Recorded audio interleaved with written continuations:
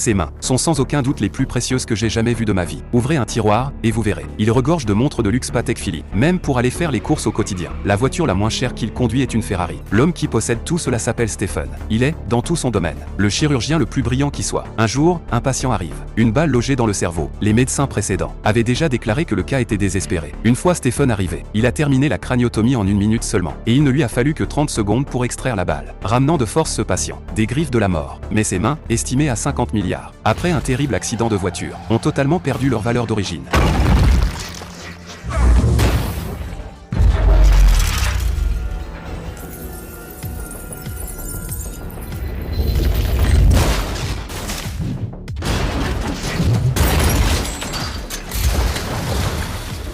Si Stephen a eu la vie sauve, ses mains dont il était si fier, sont désormais complètement paralysées. En regardant ses mains aux nerfs brisés et transpercées de broches en acier, il sait mieux que quiconque ce que cela signifie. Il ne pourra plus jamais tenir un scalpel. Tous ses honneurs passés, son statut durement acquis, et la carrière pour laquelle il a lutté toute sa vie, tout s'est envolé en fumée à cet instant précis. Il a essayé toutes les méthodes possibles, et a subi de nombreuses interventions réparatrices. Mais quels que soient ses efforts, il n'a jamais pu redonner à ses mains leur état d'autrefois, alors que sa vie sombrait au plus bas, qu'il sombrait dans la léthargie, et qu'il perdait presque tout espoir de vivre. Un rapport médical de convalescence est soudainement apparu devant ses yeux. Ce rapport lui a redonné l'envie de se battre. L'homme dans le rapport jouait sur un terrain de basket. Quelques années auparavant, les médecins lui avaient diagnostiqué des fractures comminutive sur tout le corps. À l'époque, les docteurs disaient qu'il ne marcherait plus jamais de sa vie. Pourtant, il court maintenant sur le terrain avec une agilité incroyable. C'est un véritable miracle, presque incroyable. Stephen s'est empressé de retrouver cet homme, et a appris de sa bouche que c'est au pied de l'Himalaya, dans un lieu appelé Kamartaj, qu'il a été guéri par un mystérieux sorcier. Dès qu'il a su que ses mains pouvaient être guéries, Stephen n'a pas hésité une seconde. Il a dépensé toutes ses économies pour acheter un billet aller simple, et s'est rendu directement au Népal. Mais il a cherché sur place pendant plusieurs jours, sans jamais trouver la moindre piste, errant comme une âme en peine, dans les rues de la ville, jusqu'au jour où il a été pris pour cible par une bande de voyous. Ils l'ont plaqué au sol et l'ont roué de coups. En ce moment critique, un homme vêtu de noir est soudainement apparu, l'a sauvé, et l'a conduit devant une porte délabrée, en disant à Stephen que c'était ici, le Kamartaj qu'il cherchait. Enfin, il a rencontré la légendaire sorcière suprême, l'Ancien. Dévoré par l'impatience, Stephen s'est précipité pour l'interroger, voulant savoir si l'Ancien avait déjà guéri un patient paralysé auparavant. L'Ancien lui a répondu qu'à proprement parler, je ne l'ai pas guéri directement, mais je lui ai appris à utiliser sa propre volonté pour réparer son corps. C'est ce qu'on appelle la guérison spirituelle. En entendant cela, Stephen est resté stupéfait, se disant intérieurement que c'était du grand n'importe quoi. J'ai dépensé toutes mes économies pour venir ici, et vous me dites que je peux guérir mes mains par l'esprit. Il ne put s'empêcher de réprimander l'Ancien, la traitant de charlatan et d'escroc. Mais l'Ancien ne prêta aucune attention à ses accusations. D'un revers de main, elle projeta son âme hors de son corps. Une fois son âme revenue dans son enveloppe charnelle, Stephen refusait toujours de croire ce qui venait de se passer. Il soupçonna que dans le thé qu'il venait de boire, on lui avait versé une drogue. Puis, l'Ancien pressa doucement son front, et l'envoya directement dans un monde multidimensionnel bizarre et fantastique.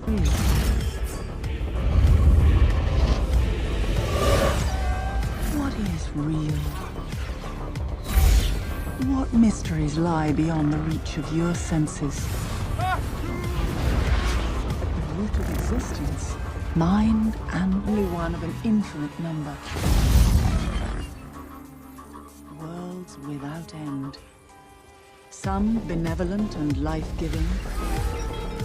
Stephen voyagea à travers de nombreux univers, allant et venant sans cesse. Les scènes qu'il vit bouleversèrent totalement toutes ses connaissances antérieures. Sa vision scientifique du monde, en laquelle il avait toujours cru, s'effondra en un instant. La science finit-elle vraiment là où commence la métaphysique? Après avoir vécu cela, Stephen s'agenouilla immédiatement sur le sol, suppliant l'Ancien de le prendre comme disciple. Mais dans les jours qui suivirent, Stephen devint le pire élève que l'Ancien ait jamais enseigné. Alors que les autres disciples pouvaient facilement tracer de magnifiques portails dans les airs, Stephen ne parvenait qu'à dessiner de petits cercles informes. On aurait dit qu'il lançait des sorts de malédiction sur place. Pour éveiller le talent caché en Stephen, l'Ancien l'emmena spécialement au sommet glacial de l'Himalaya, là où la température est d'un froid extrême. Une personne ordinaire y mourrait de froid en 3 minutes. Mais après l'avoir déposé, l'Ancien repartit seul, laissant Stephen seul à lutter pour sa survie dans la neige. Poussé dans ses derniers retranchements, Stephen dut faire de son mieux pour tracer un portail. Au même moment, à l'intérieur du sanctuaire, l'Ancien attendait calmement qu'un miracle se produise. Mais à ses côtés, Mordo ne pouvait s'empêcher de s'inquiéter pour Stephen. Pourtant, la seconde suivante, des éclats dorés jaillirent soudain du sol désert. Stephen avait réussi à ouvrir un portail vers le sanctuaire, et c'est précisément ce succès en plein désespoir qui permit à Stephen de retrouver confiance en lui. Par la suite, ce fut comme s'il avait eu un déclic.